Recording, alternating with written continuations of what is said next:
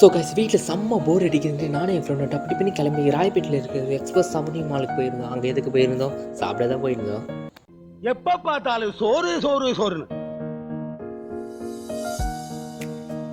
So guys இப்போ மாலில் நம்ம எந்த இடத்துல இருக்கோம் பார்த்தீங்கன்னா ஜாப்பனீஸ் ஃபுட் ஷாப். எதுக்கு அங்கே போனீங்கன்னு எனக்கே தெரிலங்க. என் ஃப்ரெண்டு என் கையை பிடிச்சி இழுத்துட்டு வந்துட்டான். சரி அங்கே போனோன்னே வேலை லெவலில் இருந்தது இடம். போனோன்னே வெல்கம் பண்ணாங்க, ஹாட் வாட்டர் கொடுத்து. நெக்ஸ்ட்டு ஜாப்பனீஸ் நூடுல்ஸ் கொடுத்துருந்தாங்க.